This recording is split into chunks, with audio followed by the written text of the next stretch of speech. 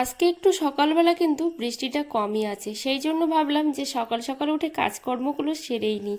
কারণ কি বলতো, গ্রামের মানুষ আর গ্রামের মানুষ বলতেই কিন্তু হাঁস মুরগি এগুলো কিন্তু থাকবেই। কিন্তু তুমি সারাদিন যতই করো না কেন সংসারের কাজ, কোনো প্রকারেই কিন্তু সংসারের কাজ তোমার শেষ হবার নয়। তো সেই জন্য আর সেটা ভাবিও না যে শেষ হবে। আর গ্রামের মানুষ মানে আলাদা একটা পরিশ্রম, সেটা কেউই বুঝতে পারবে না যারা গ্রামে থাকে তারা ছাড়া। তো এখানে দেখো হাঁস মুরগিদেরকে কিন্তু খাবারটাও দিয়ে দিয়েছি। তারপর হচ্ছে এখানে হচ্ছে হাঁসটা আমি বের করেও দেব। আর হাঁস মুরগি এইসব জিনিসপত্র পুষতে না খুব একটা ভালোও লাগে না, কিন্তু ওদের প্রতি একটা মায়াটাও আলাদা।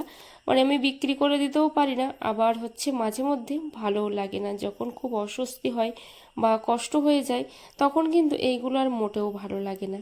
তো যাই হোক, এই দিকে তালাটা খুলে দিচ্ছি, কারণ এই সামনের দিক দিয়ে তালাটা খুলে দিলে না হাঁসগুলো ঠিক করে বের হতেও পারবে না, আবার হচ্ছে ওরা মানে ঠিক করে খেতেও পারবে না।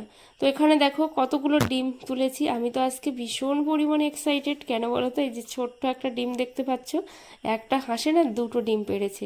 সত্যি কথা, আমার হাজব্যান্ড তো বিশ্বাসই করছিল না, বলছে ওটা মুরগির ডিম, কিন্তু না, মুরগির ডিম নয়।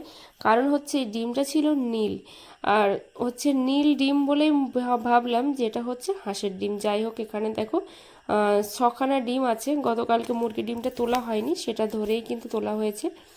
তো এখানে দেখো ছাগলগুলোও বের করতে চলে আসলাম। আর ছাগলের ঘরের অবস্থাটা না প্রচুর খারাপ। কারণ হচ্ছে আমরা ওই যে ঘর বাঁধবো বলেই কিন্তু ছাগলের ঘরটা মেরামত করা হয়নি। কারণ এই ঘরটা ভেঙে এখানে একটা আমরা টিন দিয়ে ঘর বাঁধবো। অবশ্যই তোমাদের সঙ্গে শেয়ার করব যে আমরা কি টাইপের ঘর বাঁধছি, আর সেটা কি কি কাজে আমরা মানে ইউজ করব সেটাও তোমাদেরকে দেখাবো। কিন্তু সেটা কবে হবে সে একমাত্র ভগবানই জানে। ভগবান ছাড়া কিন্তু আমরা কিচ্ছু বলতে পারবো না যে কে কি আর কে কি কাজ কবে করবে, কিচ্ছু বলার নেই, সত্যি কথা।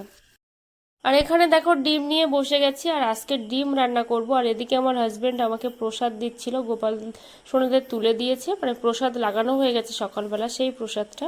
তো সবাই ভালো থেকো, সুস্থ থেকো। আর আমার ব্লগটা যদি তোমাদের ভালো লেগে থাকে, অবশ্যই একটা লাইক কমেন্ট করে পাশে থেকো। কয়েকটা ডিম রান্না করব, ডিমগুলোকে নিয়ে নিয়েছি, বাকিটা